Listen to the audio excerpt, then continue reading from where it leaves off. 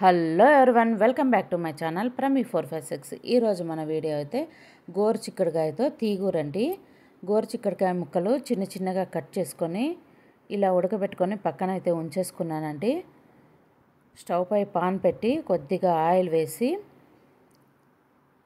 ఒక ఉల్లిపాయ ముక్క, వెల్లుల్లి రిబ్బలు అన్నీ వేసి కొద్దిగా ఆయిల్ వేసి పచ్చిమిర్చి పక్కన ఉడకబెట్టి ఉంచుకున్న గోరు చిక్కుడుకాయ ముక్కలు అన్నీ వేసి దూరగా వేయించాలండి. ఇలా లో ఫ్లేమ్లో పెట్టి దూరగా వేయించాలి. ఇలా వేయించడం వల్ల కూర అనేది చాలా టేస్ట్ వస్తుందండి.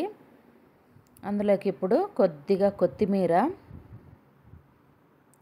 ఇలా ఈ కర్రీ అయితే చపాతీలోకి వేడి వేడి రైస్లోకి అయితే సూపర్గా ఉంటుంది.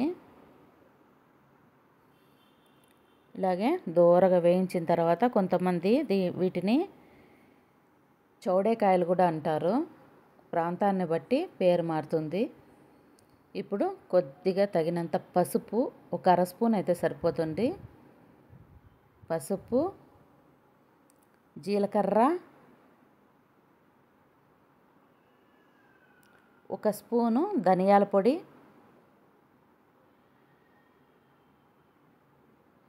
తగినంత ఉప్పు వేసుకోవాలండి. కల్లుప్పు అయితే చాలా మంచి టేస్టీగా ఉంటుంది కర్రీ.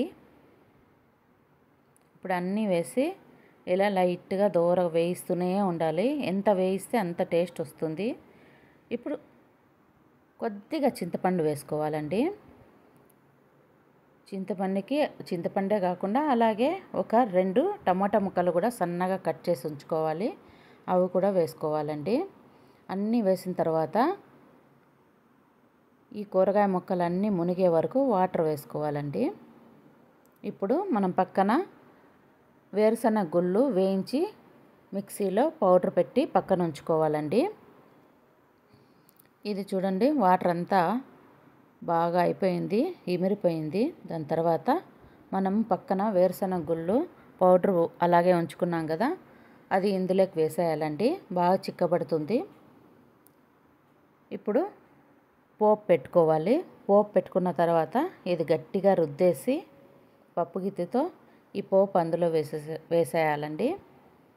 చూడండి, ఇలా గట్టిగా ఇలా అవుతుంది. ఇప్పుడు వేడి వేడి అన్నంలోకి గోరు చిక్కుడుకాయ తీగూర అయితే రెడీ అండి. చాలా అంటే చాలా సూపర్గా ఉంటుంది. ఒకసారి ట్రై చేయండి ఫ్రెండ్స్.